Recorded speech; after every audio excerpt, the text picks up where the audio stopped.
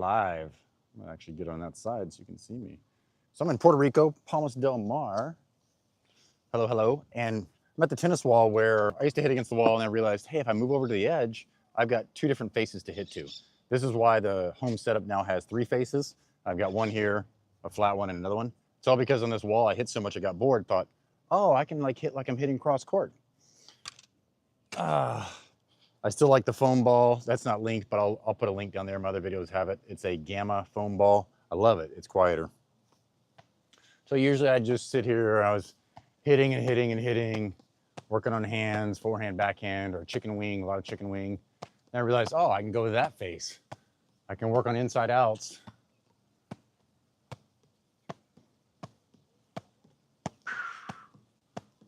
I can hit him nice and slow like this. I can take it out of the air for a reset, reset across.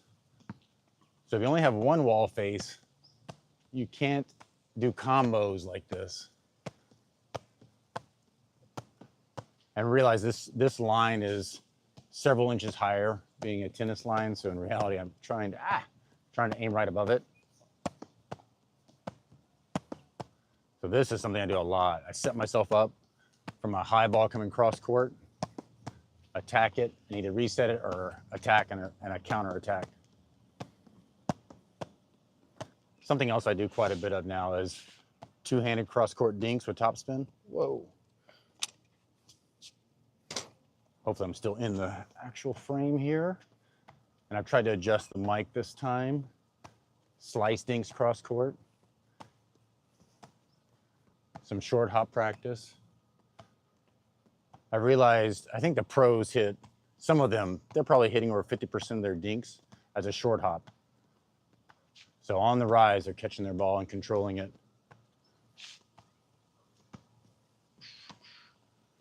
Inside out forehand. I've got to work on more taking that ball, presenting the inside out, and then going straight or going to the middle. Whoa.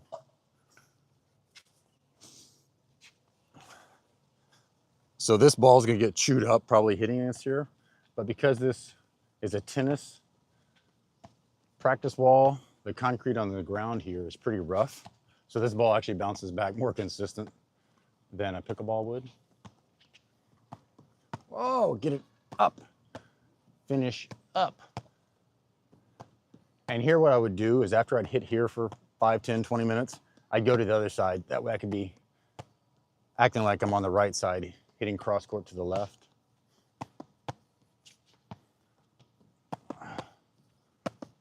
So here I like speed up, reset. Softer, there we go. Up. Oh, went cross court on you. Big H, cross court. See, how else can you practice this? You'd have to have 3 people or 2 and you're gonna go pick up the ball as you hit it cross court, right? But with a wall, or 2 walls in this case,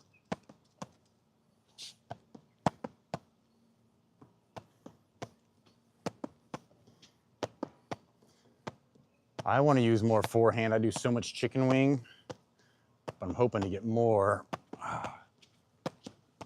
forehand.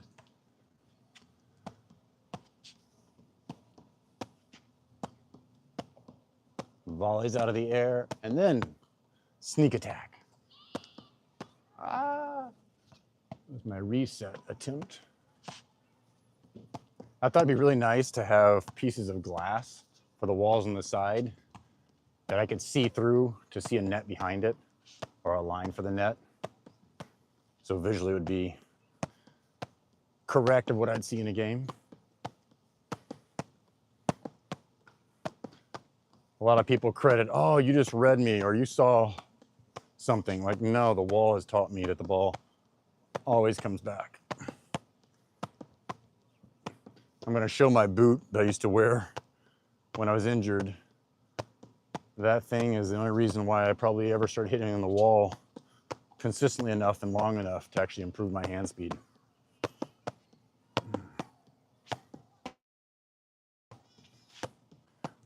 Inside out. Oh, inside out. Oh, the sweat's already dripping. I think the highs are on 82, which is actually really nice in Puerto Rico. This is the time of year to be here. But it finally is sunny without much breeze. Oh, whoops. And without that breeze, whoo! Got hot this morning. Ah.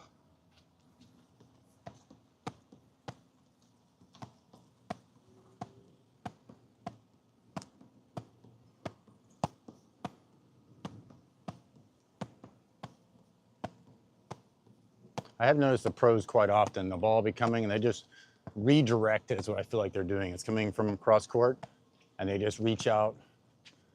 Tardio seems to do that a lot with his forehand. He just reaches out. So sometimes I'm just sitting here doing this.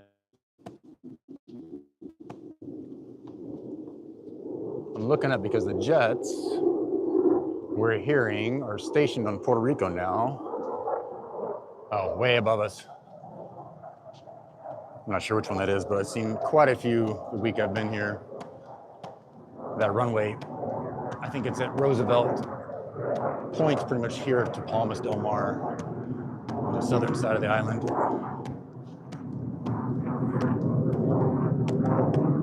Oh yeah, I've been wanting to take these forehands. There are several people I know that take a forehand off the bounce or out of the air and they come across. So think about they're hitting and they just come across hard. I've realized that's somewhat unique and rare with a lot of the people I play with. So therefore anything unique or rare, if you can do it, that's a great thing to do. So that I'm still executing that in the game because I don't really hit a ton of drives per se, but I want to come all the way across at that ball, basically dipping and going across by hitting the outside of the ball versus straight back or the inside. Something else I work on the wall, once again, is the inside out construction. And this I have finally started implementing in a game. I think inside outs are one of the easier shots to learn, where I look like I'm gonna hit the outside and then I actually contact the inside of the ball in the backhand, or vice versa on the forehand. It just seems to throw people off. You'll see them have to react so they're a little bit late. One of my friends, Jerry, that's his superpower. I was like, man, I've got to do that. He literally encourages me. And if you've got a special shot, like everyone seems to have something they do really good, if it ever gives me trouble, it's something I want to learn.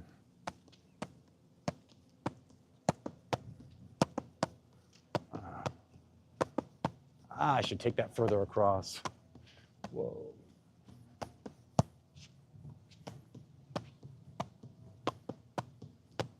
I work on lots of these, what I'm calling a flick.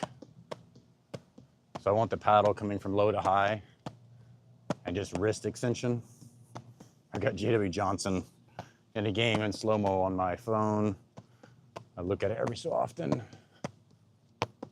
That's something I do is if I see a great shot in a game, I usually record it on my phone so I can watch it.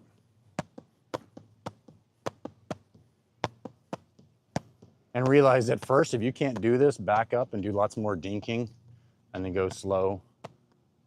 I've been doing this for so long now that I think it's easy. But a lot of people, whoa. A lot of people are challenged like, man, that ball bounces back so fast. You can also just back up, right? I'm standing probably, probably a good six feet. Sometimes they get closer just for a burnout at the end. You can also back out and hit it harder. I do drops practice, topspin drops. I don't really serve practice at home. Some people do, I do see that happening at Lifetime where they took a racquetball court.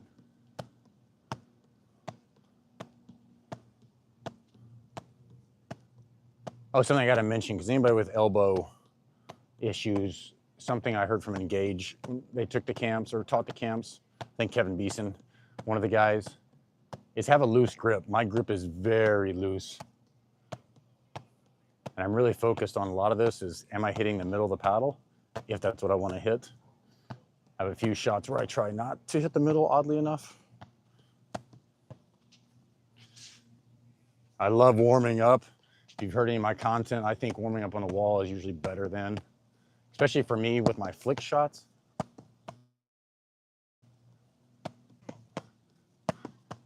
I don't often get to do that in warm-ups to get this ready. So sometimes I just low to high.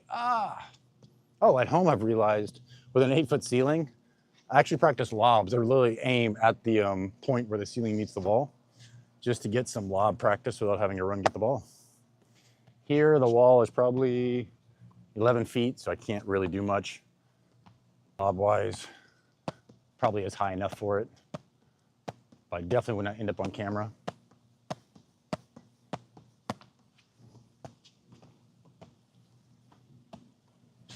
If I was on the other side, I'd be doing a Georgia Johnson.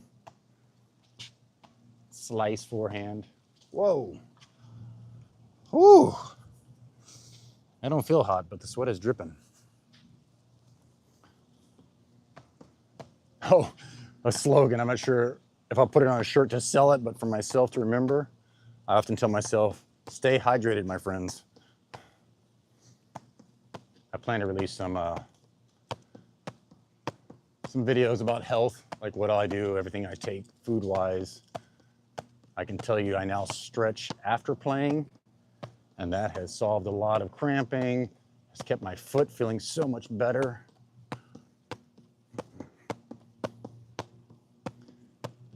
I should actually record a video while I'm here with Andre. His two-handed backhand is so good.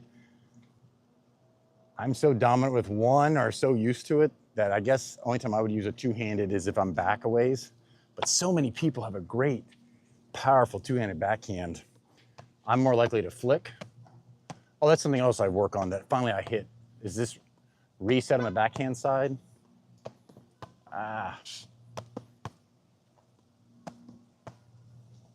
Oh, some of the comments were like, hey, do you think that ball throws you off versus using a real ball? It has not. This thing bounces back so much better that I think it makes my hands quicker. And at home, I'm bouncing it off a carpet. So if anything, it's bouncing lower. So I have to keep my eye on the ball, which I still at times take my eye off the ball. Oh, well. I'm not sure if this is visually slower, but I feel like it's slow motion and dead.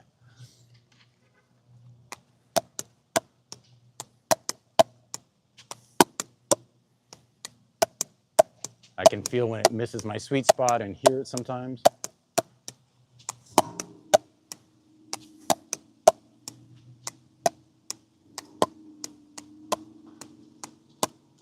Yeah, this one bouncing, I can see it doesn't bounce straight a lot of times because this concrete has all kinds of imperfections. So yeah, I can hit with that, but especially in the racquetball courts at Lifetime. This is so nice in your ears. You can be listening to something.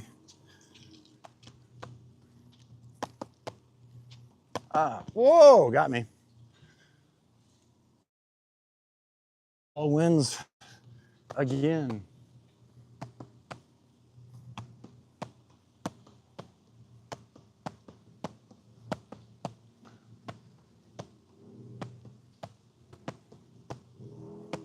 Whoa, a high one. Yeah, sometimes I hit balls that aren't even in, like I'll hit them extra low, so I have to pick up a low one, or I'll hit it so it comes back to my shoulder to figure out how can I defend that area.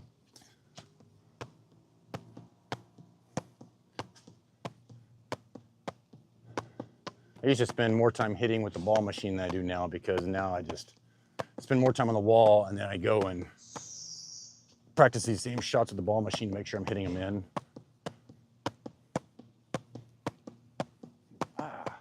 Across, oh.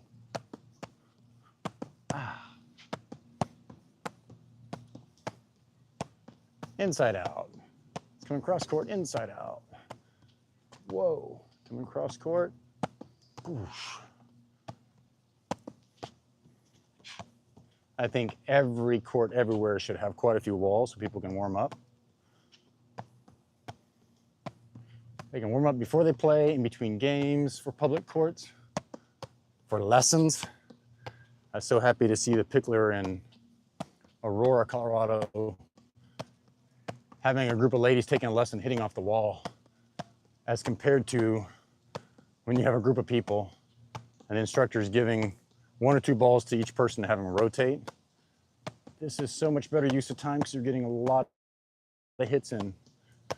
The instructor can come over and demonstrate.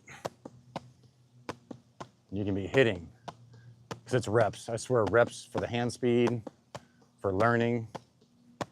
Whoa, almost got me.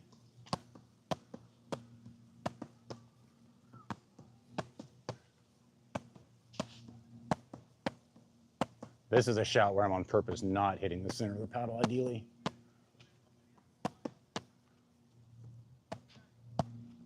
Let me see. Oh yeah, one of them I'm working on is that. Come across, push out and through, either to a lob or just back safely. I also hit the ball back behind myself. I'm not sure if I'm still in camera. So I have to step back.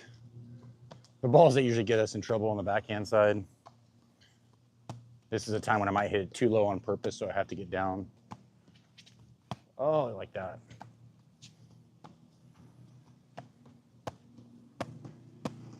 And this is where you can hit 100 balls in a row. I heard Anna Lee Waters, her mom, Lee Waters, saying, oh yeah, Anna Lee is the type that'll sit there and hit 100 balls to one spot.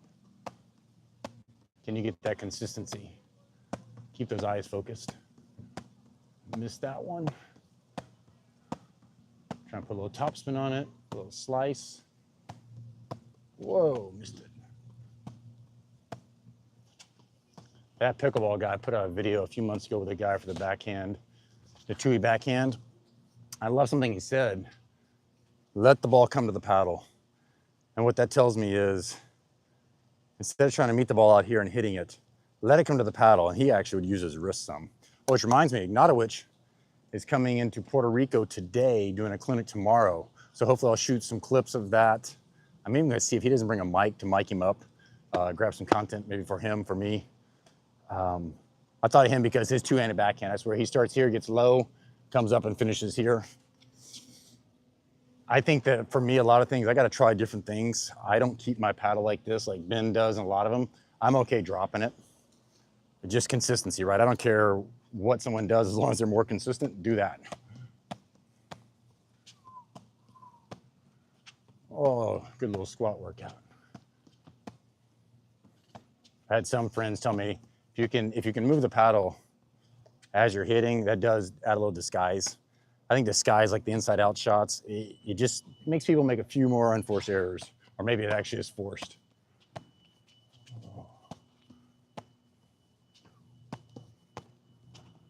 Oh, I was watching, I'm not sure if it was a new match or one from a week or two ago.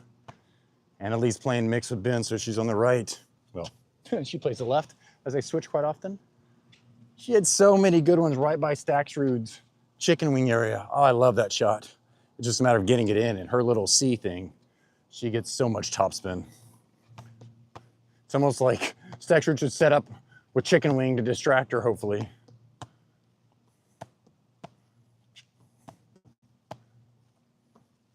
What I find, if you'll hit on the wall long enough, you'll start trying all kinds of things that you might actually be able to use in a game. And after I was in that boot for a month in Colorado, I came back here. And I remember the youngster whose hands were so quick. I play against him, it seemed like slow motion. Why? Because of all this wall time. I think usually I'm hitting in a game 6, 7 feet across, 6 to the net, another 6 or 7 to the opponent, and then back. Well, I'm closer, so this ball's coming back even quicker. Therefore, it really does travel longer, sometimes slower in a game. Something else, sometimes I just stare at the wall at one point. So I'm just looking straight ahead right now, letting my peripheral vision.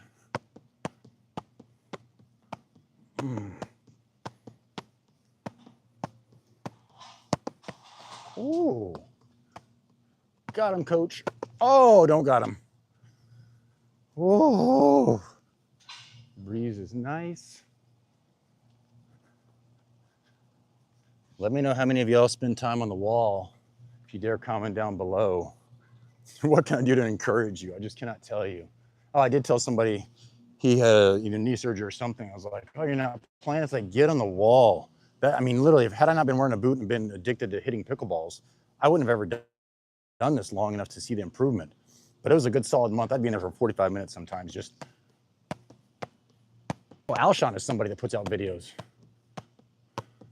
I need to get more ripped so I can take my shirt off and have the camera back there. Like the 50-something wall drills. Oh, whoa, whoa, whoa, whoa. So even these, sometimes I step over and then, oh, 5-hole action. Misdirect.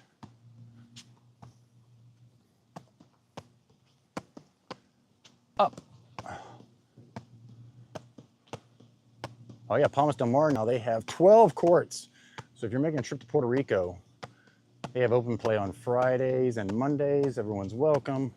Now they'll probably have courts available for visitors to pay hourly most anytime with 12 courts.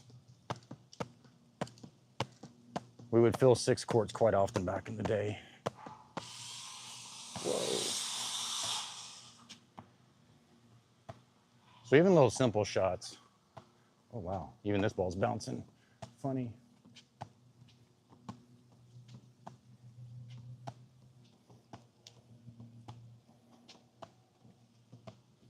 Oh, short hop is a little high.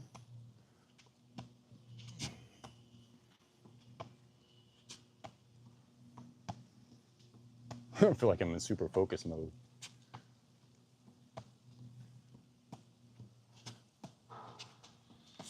Oh, little breeze. Oh, they made a mistake. Time for their partner to deal with it.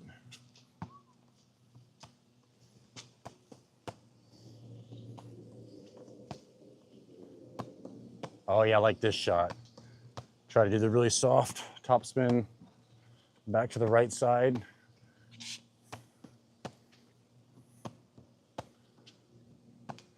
Get it down to their feet or where they can't reach it, hopefully. Whoa.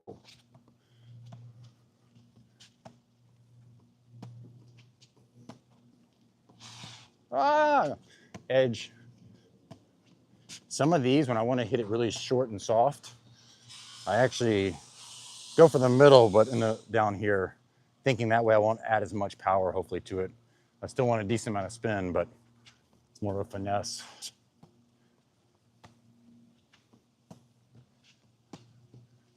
Oh, I'm blanking on his name right now.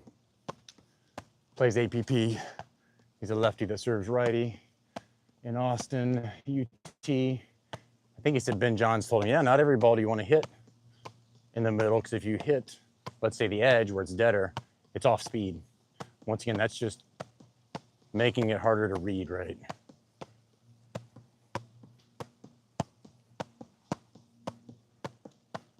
Ah! I'm gonna just go for some burnout.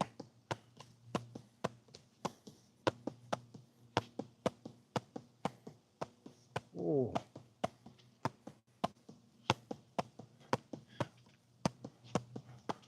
Boom.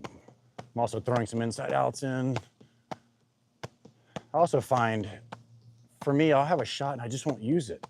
But if you can warm up with it beforehand, or drill with it and then play, that seems to be the best way for me to remember to hit a shot.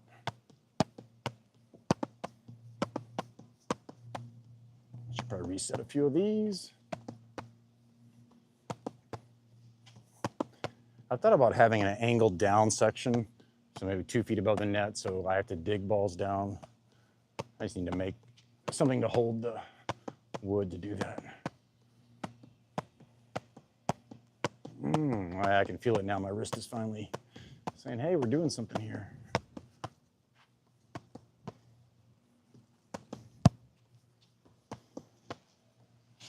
Oh, cross court.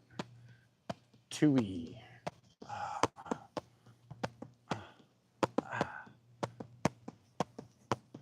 Oh, 5-hole. I think we'll call it good. Let's go. Stay hydrated, my friends. I always drink 40 ounces, especially in Puerto Rico, before I play. I spent a good $7,000 on a night in the hospital once, and the big story was dehydration.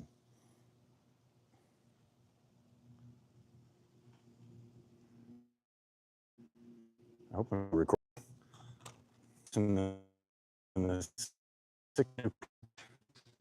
back behind that net. 6 original that just got redone with lights. I'm not sure if they're adding lights to these other 6 or not. Our wind netting's down right now. So, whew, a little challenging to say the least. Let's go.